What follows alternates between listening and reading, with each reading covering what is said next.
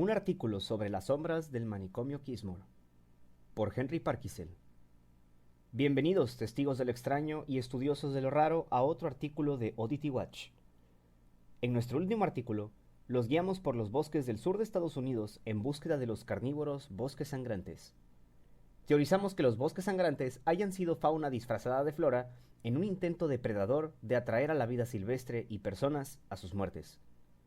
En este artículo, nos dirigiremos a Connecticut a visitar el manicomio Kismore, un feudo que fue reacondicionado a un municipio de tamaño moderado llamado Hilltrot.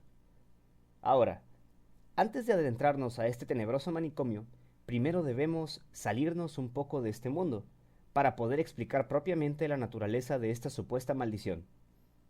En Oddity Watch no fomentamos el uso de sustancias psicotrópicas para abrir sus mentes a los siguientes conceptos. No obstante, si tienes la edad y en tu estado este tipo de sustancias son legales, tal vez puedan ser de ayuda. El artículo estará dividido en 3 secciones: teorías, historia y eventos paranormales. Si quisieras volver a ver las teorías después de haber leído los eventos que tomaron lugar en el manicomio Kismore, puedes hacerlo, pues estarán etiquetadas respectivamente. Teorías. Hay muchas teorías populares, como The Goblin Universe, que ofrece una respuesta unificadora a toda actividad paranormal. Escrita por Ted Holiday, The Goblin Universe se compara a una obra de teatro, en la cual nosotros somos el público y lo paranormal, es decir, el goblin o duende, es el actor, constantemente cambiando de máscaras. Esta metáfora se expande al decir que el duende no cambia una máscara por otra, sino que usa todas al mismo tiempo, y depende de nosotros elegir en cuál máscara nos concentramos. Entonces, cuando vemos un Sasquatch, ovni o al monstruo del lago Ness, en realidad estamos viendo a la misma entidad que se ha escabullido a nuestro plano desde otra dimensión, solo que adoptando distintas formas. Esto es muy similar a la teoría del fantasma único o One Ghost Theory, a excepción de que, en vez de ser una dimensión diferente, la teoría del fantasma único establece que este es un fenómeno natural en la Tierra aún sin identificar. La teoría del fantasma único se gana su nombre por la creencia de que toda actividad paranormal se ramifica de una sola fuente primaria, y no se trata de espíritus individuales vagando por el velo de la vida y la muerte. Más bien, todos los fantasmas y apariciones son producto de una fuente intangible formada por nuestras mentes. Esta fuente intangible es a menudo referida como una arcilla amorfa, formada por nuestras expectativas de lo que podría hacer que este fenómeno tuviera sentido. Cuando esta arcilla psíquica está presente, exige ser reconocida. Por lo tanto, para garantizar su admisión a la existencia perceptible, debemos tomar una forma vagamente humana, e inconscientemente le damos la forma de un ser querido recientemente fallecido para hacer estos encuentros menos aterradores.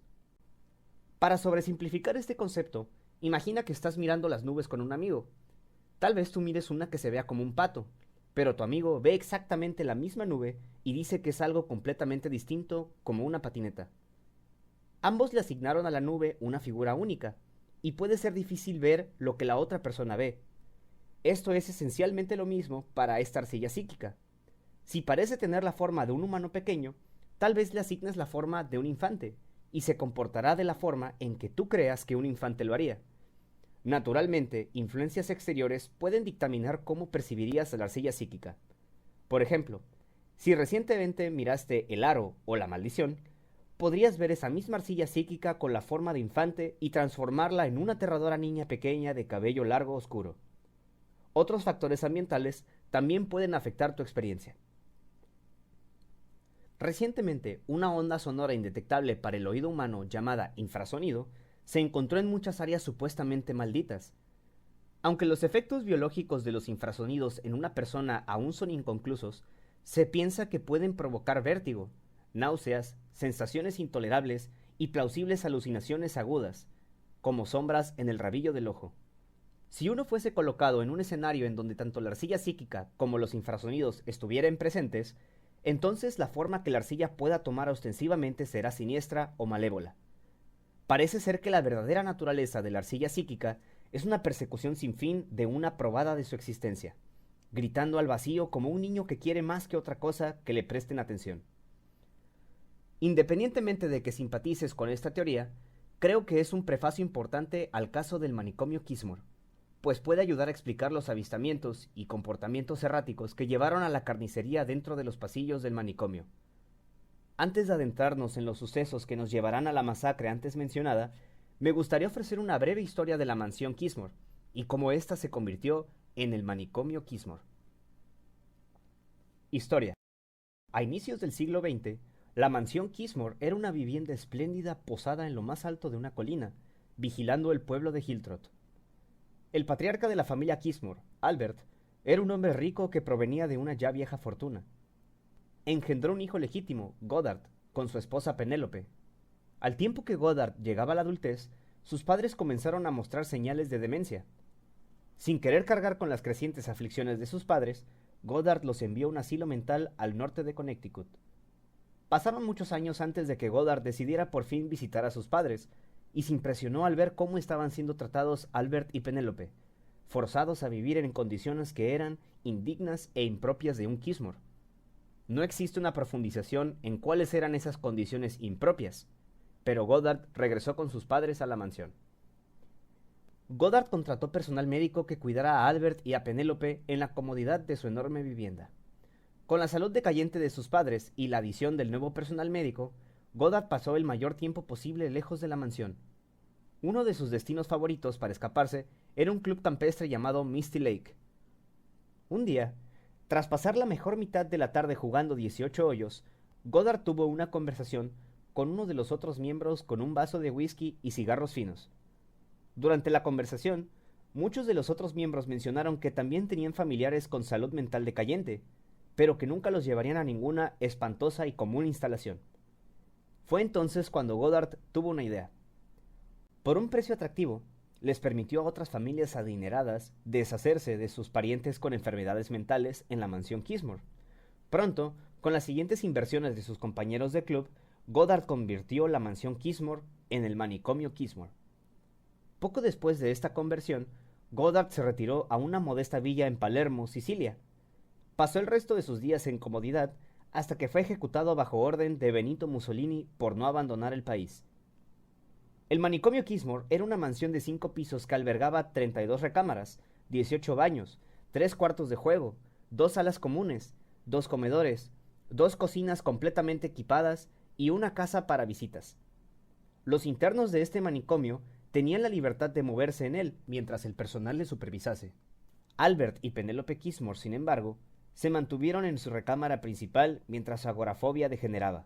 Otros pacientes del manicomio Kissmore incluyen a Jessica Havich, James Rosenbell, Arthur y Emilia Stonesifer, Duncan Alhart, Guinevere Ofhelm, Louis Candebosch, Tobias Redfeld, Milton Underset, Audrey Shear y muchos otros más. Había 3 enfermeras, un camillero para cada 2 pacientes y un doctor. Mientras casi todos los pacientes estaban perfectamente cuerdos para los estándares actuales, esta es una lista de razones para admitir a un paciente al manicomio Kissmore: demencia, ansiedad, incorregibilidad, mojar la cama, leer novelas, autocontaminación, comportamiento imprudente, caridad excesiva, paranoia, comer en exceso, ayunar en exceso, padres que eran primos y varios. Sucesos paranormales. Los pacientes del manicomio Kissmore eran exhortados a escribir cartas y a tener un diario, supuestamente porque el personal médico creía que mantendría sus ingenios en marcha. Una razón más creíble, sin embargo, era que el personal médico las utilizaba como método de vigilancia. Una vez que los pacientes eran escoltados a sus habitaciones al final del día, los camilleros confiscarían todo su papel y herramientas de escritura. Los papeles entonces serían entregados al doctor, quien los leería, más que nada para asegurarse de que los pacientes no estuvieran documentando algún tipo de abuso. Aunque no sabemos con certeza si el personal había abusado de los pacientes de cualquier forma, el Dr. Powell seguía paranoico de que falsas declaraciones hechas por esa gente adinerada podrían arruinarlo. Las cartas escritas por los pacientes eran típicamente amargas, escritos pasivo-agresivos sobre cómo sus familias les habían hecho mal. Pero conforme pasaba el tiempo y el Dr. Powell leía más de estas cartas, vería un incremento en el comportamiento extraño y cosas aún más extrañas ocurriendo en los pasillos del manicomio. En cierto punto, las cartas escritas por los pacientes nunca llegarían a ningún buzón, y en su lugar serían leídas y archivadas por el Dr. Powell. La siguiente carta fue escrita por Louis Candebosch, con destinatario a su hijo, Raymond. Te diría que espero que esta carta te encuentre bien, pero espero que no lo estés por haberte ido a deshacer de tu madre en una vulgar prisión. ¿Podrías fingir amabilidad lo suficientemente como para leer esta carta hasta el final? Mi corazón desea que sí, pero mis instintos me ofrecen una respuesta mucho menos agradable. Si realmente estás lanzando mis cartas al fuego, como lo sospecho, entonces espero que la tinta de mis palabras se entrelace con el humo y te estrangule por mí. Tal vez si supieras las cosas que me pasan a diario, entenderías por qué ansío vengarme. Mi día comienza con una campanada tocada por uno de los hombres de blanco. Me levanto de la cama y me visto, lo cual es fácil pues se me negó mi equipaje con mi guardarropa. Entonces bajo esas escaleras innecesariamente curvadas hacia el segundo piso, donde doy 2 vueltas a la derecha y luego una a la izquierda. Tomo asiento en el comedor, que tiene vista a un triste jardín, y espero mi comida con los demás prisioneros. Una vez que tomo mis alimentos, el doctor me hace preguntas que ya he contestado el día anterior. Entre comidas, paso el tiempo intentando desesperadamente por desprenderme del aburrimiento. La cena se hace con el mismo cuidado que un carnicero tendría al hacer una cirugía. Me prepararon langosta, como si fuera la esposa del conserje. Absolutamente espantoso. Mi día se termina con ellos escoltándome a mi cuarto y una campanada que suena por los pasillos. El único trémulo de interés en esta cárcel es ver cómo los demás se vuelven locos. Hay susurros nerviosos entre los prisioneros de puertas que se abren solas, pisadas en los tablones chirriantes del suelo y sombras sin amo rondando por los pasillos. Incluso uno de los camilleros se rehúsa a entrar a un cuarto sin iluminar por una lámpara. Mientras estos tarados tiemblan por una maldición que se inventaron, no se esfuerzan en exterminar el horrible exceso de garrapatas corriendo por ahí. Ni siquiera parecen darse cuenta de que existen. Y me llaman loca a mí. Incluso cuando los cuerpos planos y oscuros de las garrapatas se arrastran con total libertad sobre los otros. ¿No salvarías a tu madre de las garrapatas, por lo menos? No voy a rogarte. Si fueses el hombre decente que crié, vendrías a sacarme de esta guarida de chupasangres. Por favor, hijo, no hay cómo vivir. Todo lo que hago es barrer mis brazos con miedo de que se me haya subido una garrapata y mirar cómo la arena del reloj poco a poco se acaba. Sinceramente, mamá. La paranoia de la señora Candebosh sobre las supuestas garrapatas en la mansión pronto se convertiría en una obsesión. Al caminar por las ruinas del manicomio Kismore, puedes ver los segmentos del papel tapiz completamente pelados en una apenas forma humana. Esto es debido a que Louis rascaría su sombra creyendo que era un montón de garrapatas. Registros del personal médico indican que no se le permitía tener objetos afilados debido a su compulsión de drenar su sangre, para que así las garrapatas estuvieran menos interesadas en morderla. Eventualmente, se le restringió salir de su habitación y se le llevaron todas sus comidas. No hay un solo centímetro de su habitación que no esté rasguñado. Rascó hasta que sus dedos se tornaron piel viva y sangraban. Cuando sucedió, comenzaría a morder su sombra llena de garrapatas. Los turistas aún encuentran fragmentos de sus dientes que se habían roto y se habían enterrado en la pared. La última astilla de diente que fue encontrada fue en 2019.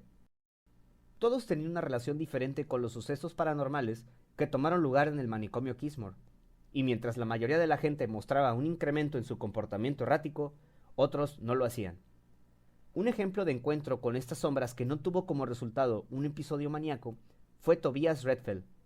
La siguiente carta es del anterior mencionado señor Redfeld, propietario de Manufacturas Redfeld, dirigida a su nieta, Olivia. Mi queridísima Olivia, lo lamento muchísimo por haberte atacado. No fue mi intención sacar sangre. Simplemente estaba sorprendido cuando irrumpiste en mi habitación. Sabes que las puertas se mantienen cerradas por una razón. Si tan solo hubieras mantenido la puerta cerrada como pretendía, entonces tal vez un secreto podría mantenerse como tal, y no necesitaría explicarme. Es el deber de un hombre tomar los roles que las mujeres no pueden llenar. El hombre que viste conmigo era Benjamin, y ha tomado un montón de cargas de los hombros de tu abuela por ya bastante tiempo. Amo muchísimo a tu abuela, pero la vida te premia con aprendizajes a través de pruebas y dolor. Una lección que he aprendido es que el amor y el deseo no siempre viven bajo el mismo techo. Espero que no pienses que soy un degenerado, pero todos los días me despierto confinado en esta mansión. Se me recuerda que es todo lo que soy para ustedes. Si se me diera otra oportunidad, me habría mudado a un hogar donde el amor y el deseo residieran. Aunque sé que leerlo pueda doler, pues de otro modo no existirías, pero no te preocupes. En esta mansión, sin duda estoy cosechando lo que planté. Aparte de la monotonía, parecemos estar plagados sin descanso por algo de otro mundo. Al principio era imposible de creer. Sombras sin cuerpo se asomaban de entre los muebles, observándome con curiosidad. Nunca me he sentido amenazado por estas sombras. No obstante, los demás internos parecen estar aterrorizados de ellas. Una mujer de aquí chilla con locura sobre garrapatas subiéndosele. E incluso ha comenzado a rascar sus propias ropas con miedo de que la silueta oscura sea una masa de garrapatas formada como su contorno. Algunas noches me es imposible dormir por el sonido de su incesante rascar. Otro hombre, un camillero, no entrará a un cuarto sin iluminar, insistente de que la oscuridad se trata de tinta intentando consumirlo. Las sombras y yo hemos desarrollado cierta familiaridad. Una vez se ponen cómodas con mi compañía, comienzan a susurrarme cosas. No me piden que les responda. Todo lo que quieren de mí es que les escuche. Me he resignado a mi deseo de dormir, pues tengo mucho miedo de quedarme sin su sabiduría.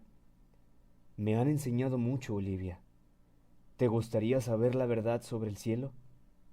Vivimos nuestras vidas liderados por la promesa del paraíso en la absolución.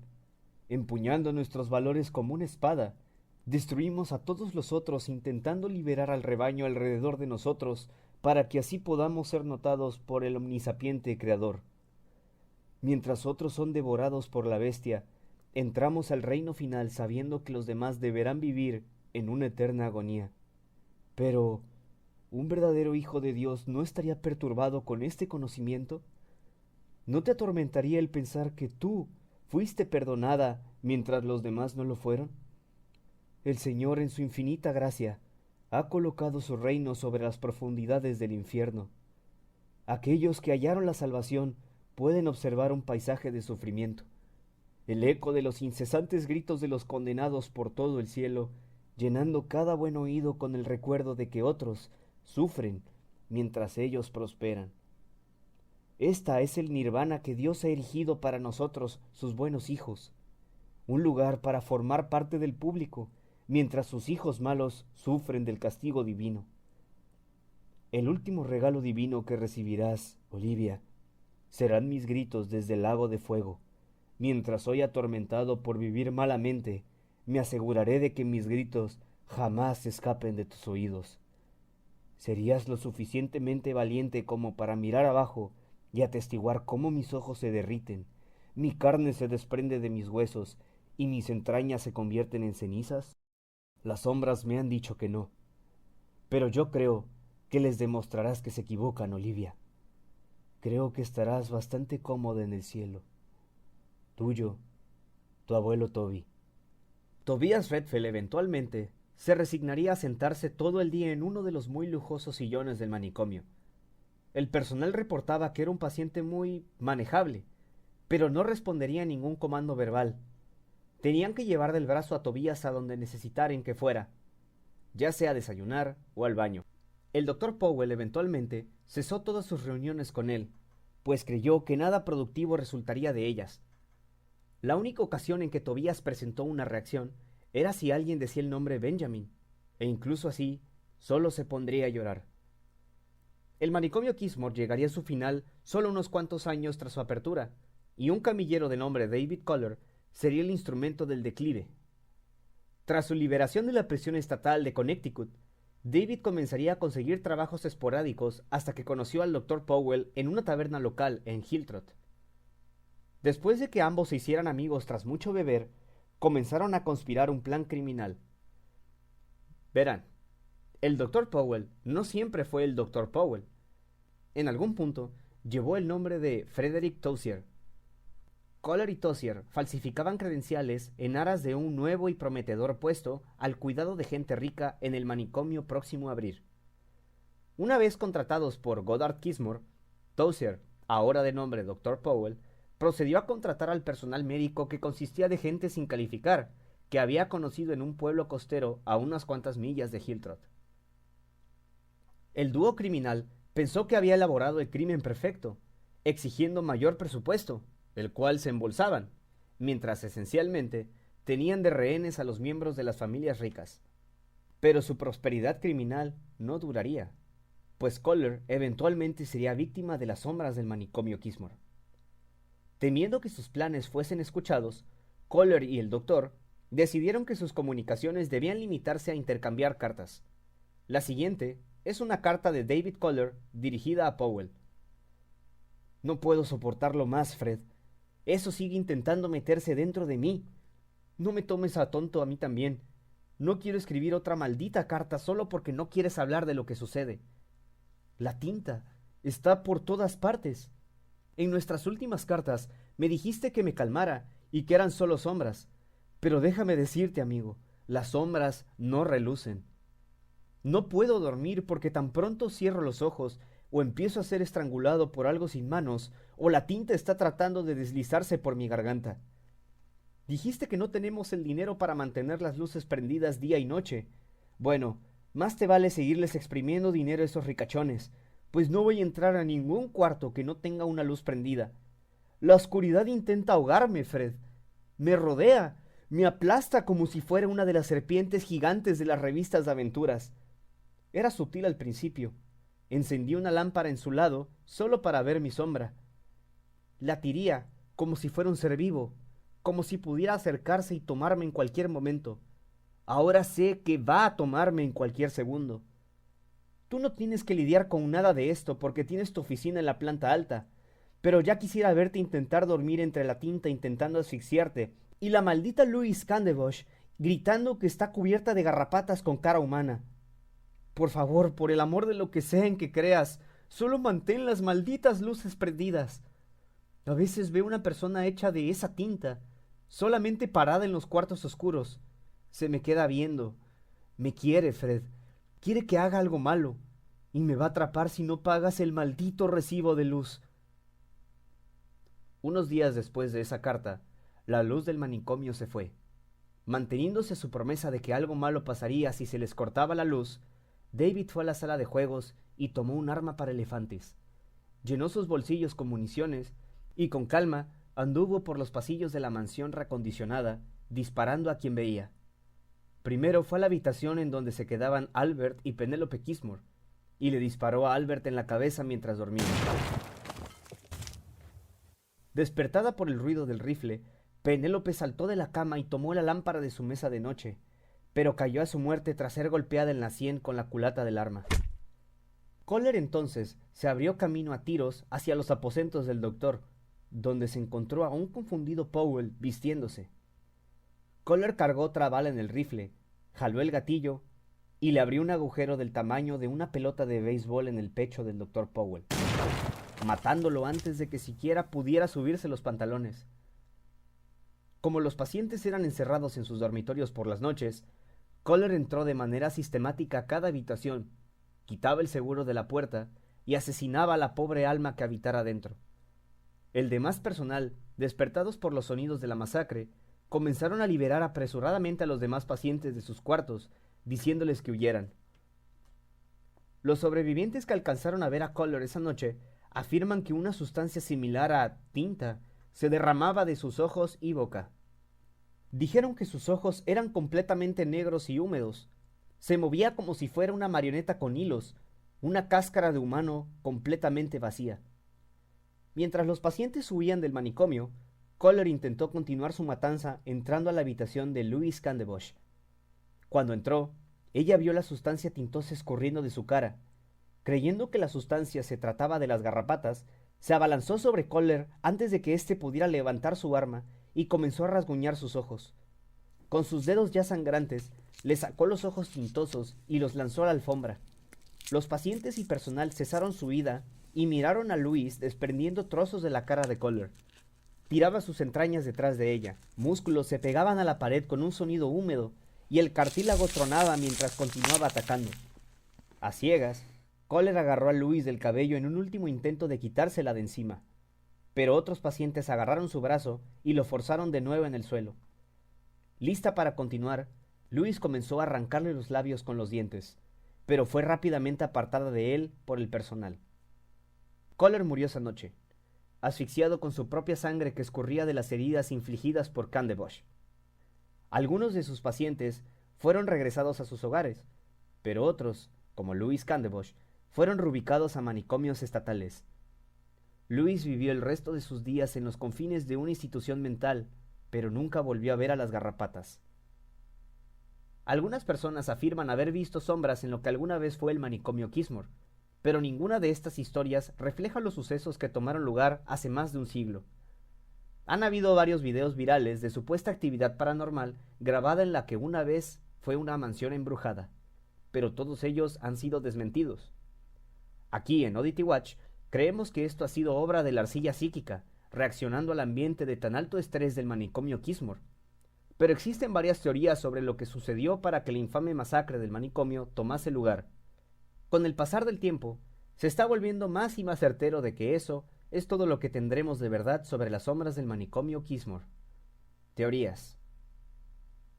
Gracias por unirse a Oddity Watch en otro artículo sobre lo raro y lo extraño. Manténganse atentos sobre nuevos artículos y sintonícense en nuestro podcast, donde discutiremos más historias macabras como la mantis pálida, las huellas del diablo, el hombre pegajoso y más. Recuerden, manténganse en vigilia, manténganse raros y manténganse fieles.